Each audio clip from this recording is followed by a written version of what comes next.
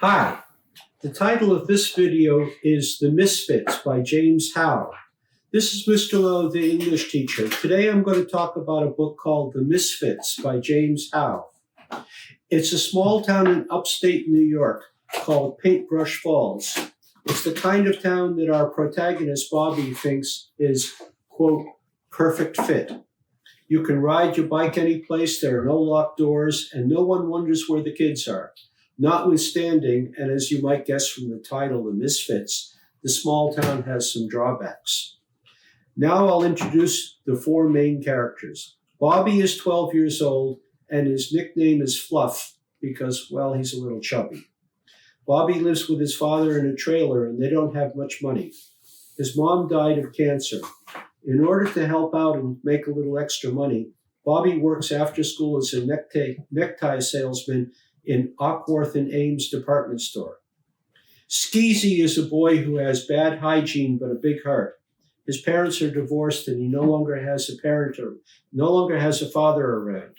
Joe, the third character, is very creative and girlish. Addie, the only girl of the group, is tall, intelligent, and not afraid of anything. The four friends belong to a group called the Forum, which meets every Friday at the Candy Kitchen. They are in the 7th grade and their teacher is named Mrs. Wyman.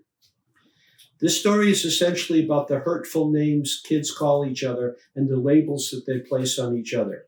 Let's take Joe. Joe is a great kid, but he wears dresses at home, has a streak in his hair, and one painted fingernail. As a result, he finds his locker defaced with the word faggot. One day, Miss Wyman announces the election campaign for student council, which involves two parties, the Republicans and the Democrats. Addie has a problem with standing to say the Pledge of Allegiance, and she refuses to do it. For this reason, she wants to start a political party called the Freedom Party. Naively, she assumes that Tushan, an African-American boy, will be willing to support them. Although Tushan agrees to help Addie, he points out that her concept is not very well thought out. Miss Wyman, as well as the principal, do not like the idea of the Freedom Party and do not give Addie the necessary permission to go ahead. When the four friends start to analyze what they really believe in, they realize that they believe in abolishing name-calling. So they start the No-Name Party. The motto of the No-Name Party is, "Sticks and stones may break your bones, but names will break our spirit." Miss Wyman and the principal like this concept and give the go-ahead for the No-Name Party. Along the way, Bobby has observed a couple of adults, his father and Mr. Kellerman, his boss at the department store. After Bobby's father lost his wife, he sort of lost his direction in life. He didn't want to date anymore. He gave up on his dream to start his own business, and he admits that it was his wife who gave him strength. Mr. Kellerman's mother dies, and he admits much the same thing to Bobby, that without his mother, whose voice is he going to listen to? Bobby tells him, listen to your own voice. There are 72 names the bigots have called Bobby, Joe, Skeezy, and Addie, Fat Boy, Faggot, Wop, Beanpole, and many more. As the new candidate for president of the No-Name Party, Bobby gets to give a speech in front of the whole school. Bobby talks about hurtful names, about his friendship with the other three, and about the need to respect different people. The speech is a huge success, and we see a strong, brave, principled young man standing before an audience saying exactly what he believes. Not only does Bobby get a standing ovation, but Kelsey, the girl that he has a crush on, comes up to him and invites him to go to the dance with her. They both say that they like each other a lot.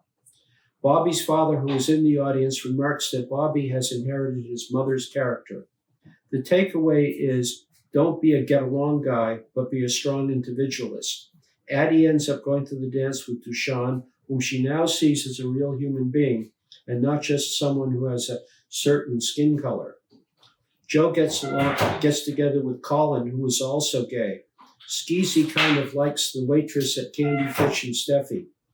How did the four misfits end up in life? Skeezy and Steffi got married, had 5 kids, and now run the Candy Kitchen, which they have brought back to its nostalgic glory. Joe lives in New York City and is a famous author. Addie becomes a middle school social studies teacher who was nominated a record 7 times for Teacher of the Year. As for Bobby, he becomes a U.S. Senator. Clearly, the 4 friends experienced a lot of hardship, but in the end, they reconciled themselves with who they are and refused to let people put names on them. This is Mr. Lowe, the English teacher, wishing that nobody puts names on you.